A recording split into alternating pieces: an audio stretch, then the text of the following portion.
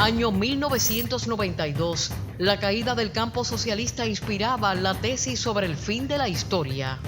And even now, months after the failed coup that doomed a failed system, I'm not sure we've absorbed the full impact, the full import of what happened. But communism died this year. By the grace of God, America won the Cold War. Justamente ese año se graduó de Artes Plásticas Tania Bruguera. Era poco conocida en el panorama artístico cubano de los 90.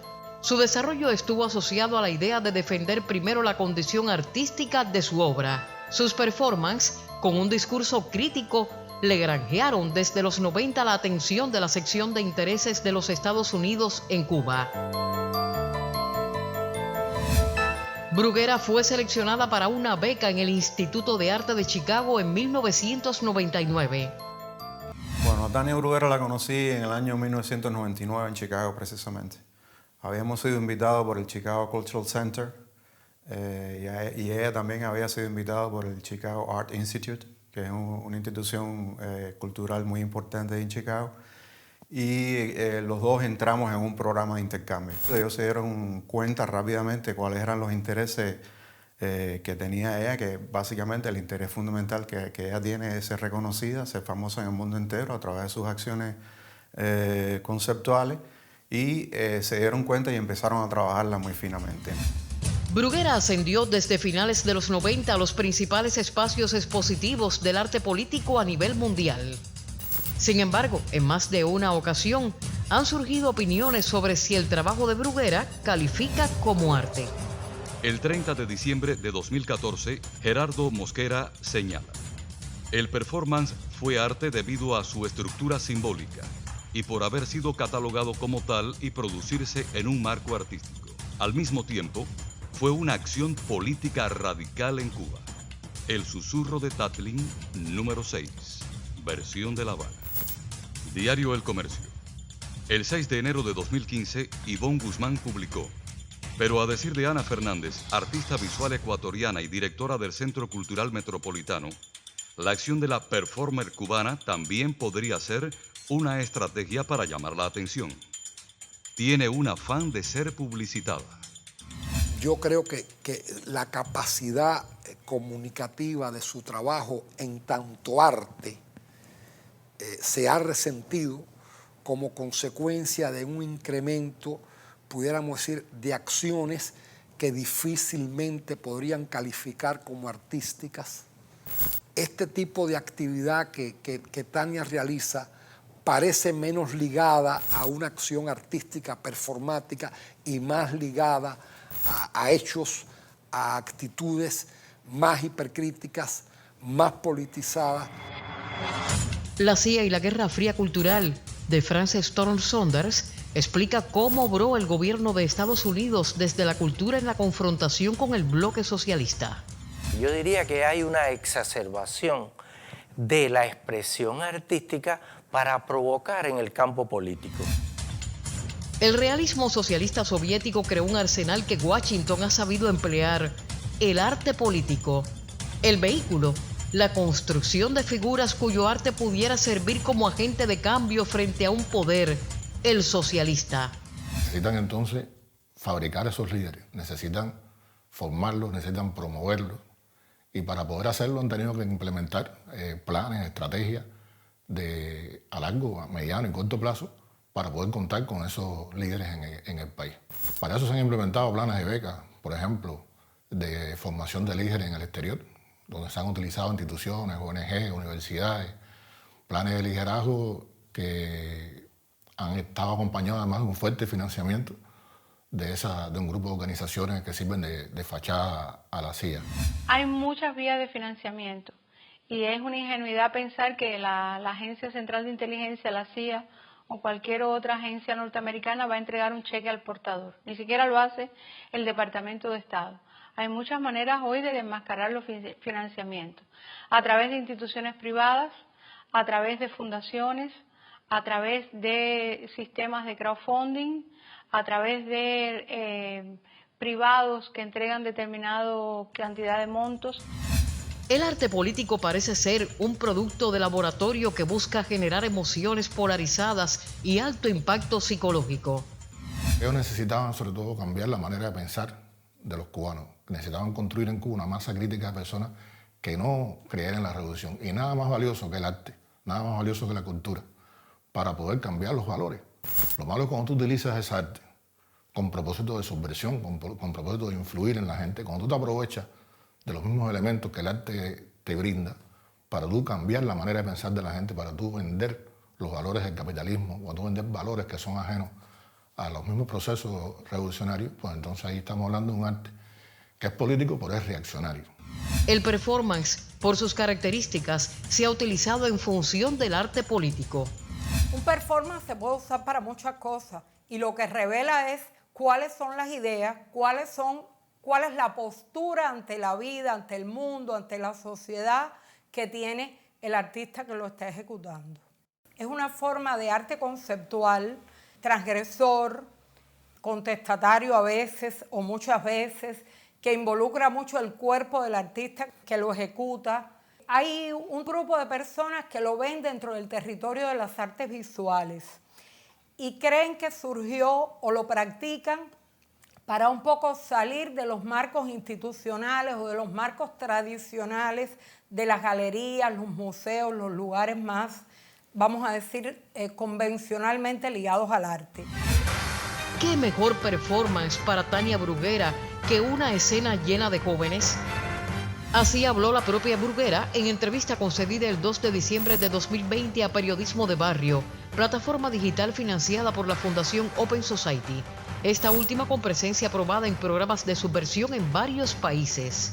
Yo pensé, quizás fue una ingenuidad, yo pensé que ellos por primera vez se habían sentido verdaderamente presionados. Puede ser que yo en ese proceso llegue a un punto que diga, las instituciones aquí no funcionan. Te lo digo, va a llegar el momento que yo voy a decir, no puedo seguir dialogando. Sus discursos y el apoyo que logró capitalizar entre los allí congregados le dan primero participación como mediadora y después como agente. En la lista de 30 personas que dialogarían con el Ministerio de Cultura figuran individuos con proyectos sufragados por Bruguera y asociados a la farsa de San Isidro. Entonces, quiérase o no, estos esfuerzos hipercríticos, politizados, a la larga contrarrevolucionarios o a la corta, a la mediana y a la larga contrarrevolucionarios, le sirven de sustento a la gran agresión imperial y dificultan un planteamiento claro por la soberanía y la independencia, que de hecho, cada vez que tú lees estos medios y los que le hacen coro, tú te das cuenta que no hay manera de que se pronuncien en ese sentido, y eso también es muy gráfico. La contrarrevolución aprovechó los sucesos del 27 de noviembre para intentar promover la idea de una supuesta falta de apoyo de las instituciones culturales a sus jóvenes creadores y artistas. La intención, desconocer el soporte fundamental ofrecido por la institucionalidad cultural al arte contemporáneo en Cuba, lo que incluye la obra de artistas como la propia Bruguera. Y aquí entramos en otro patrón de la guerra cultural, que es desconocer todo el trabajo de la institucionalidad cubana. Yo me pregunto cuáles de esos artistas, cuando van a exponer o cuando van a presentarse en otro circuito, si verdaderamente no tiene que negociar con la institución de qué va a estar poniendo y qué ocurriría si ese grupo de teatro o ese artista viola la ley de ese país. Debates como los del 5 de diciembre de 2020 dieron continuidad a los diálogos iniciados el 27 de noviembre bajo la premisa de no poner en juego la obra cultural de la revolución. En primer lugar, es positivo que se haya recurrido a la institución para ese diálogo. Yo quiero primero recalcar en lo positivo.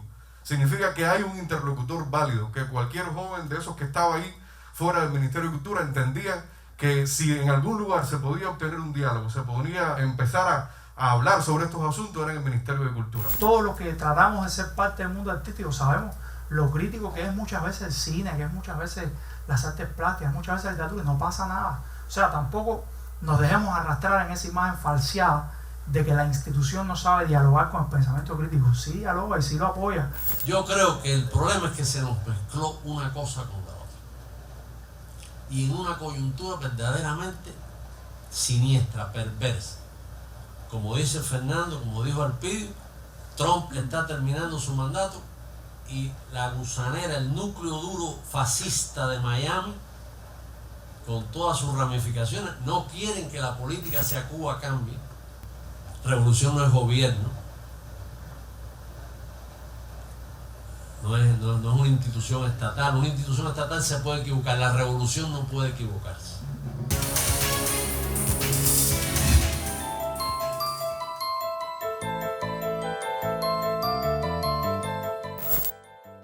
A decir de Tania Bruguera, el arte no solo es o no debería ser algo en lo que invertir económicamente, sino algo en lo que sumergirnos emocionalmente para abrir nuestro ser.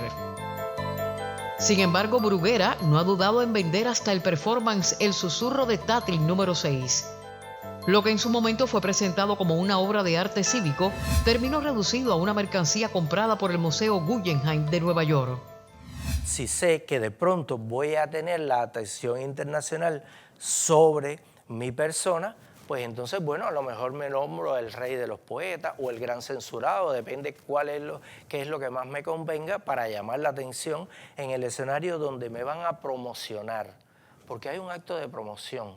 Lo que pasa que no es un acto de promoción de arte, es un acto de promoción de injerencia política.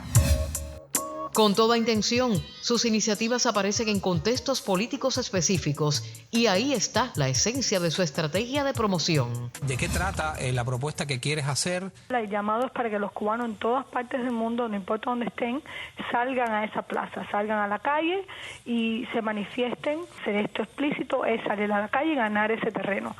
Yo creo que va a ser bien difícil, no soy ingenua. Cada vez que se ha intentado salir a la calle en Cuba, no se da, vienen muy pocas personas. Su principal interés ya no parece ser la defensa de lo artístico en lo que hace, sino el hecho político en sí y para sí.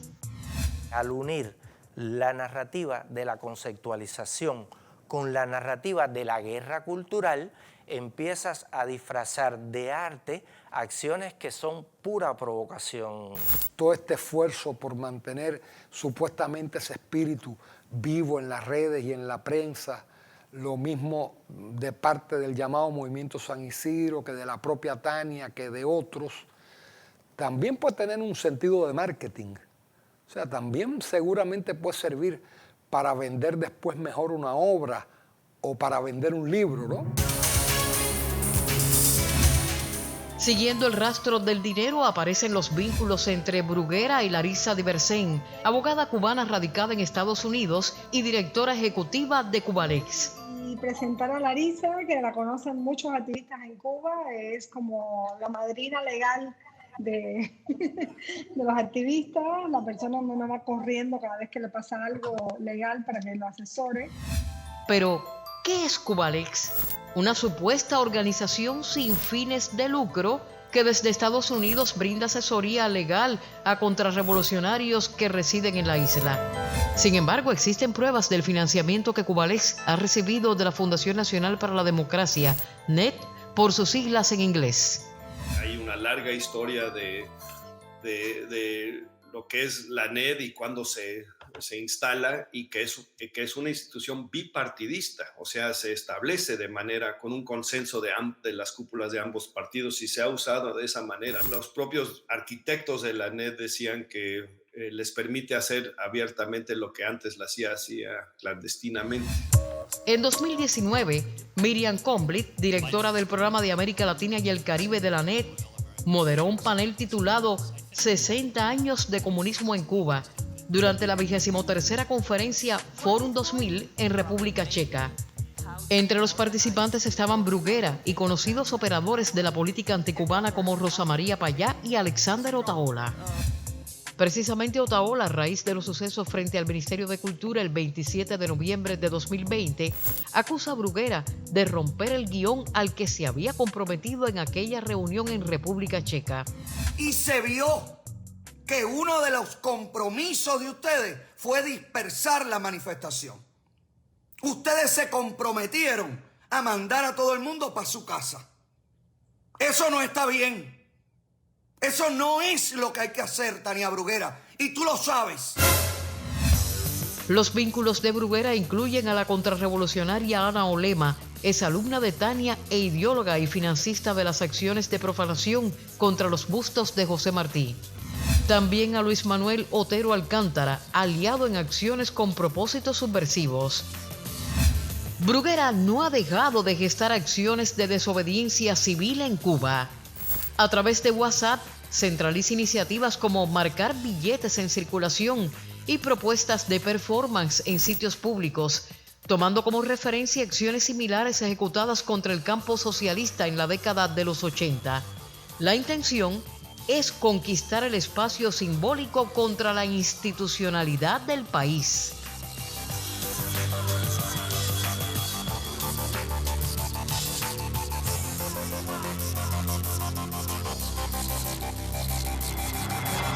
El objetivo final de la estrategia es el derrotar en el terreno de las ideas mediante el deslumbramiento y la persuasión, la manipulación del inconsciente, la usurpación del imaginario colectivo y la recolonización de las utopías redentoras. Que las víctimas lleguen a comprender y compartir la lógica de sus verdugos.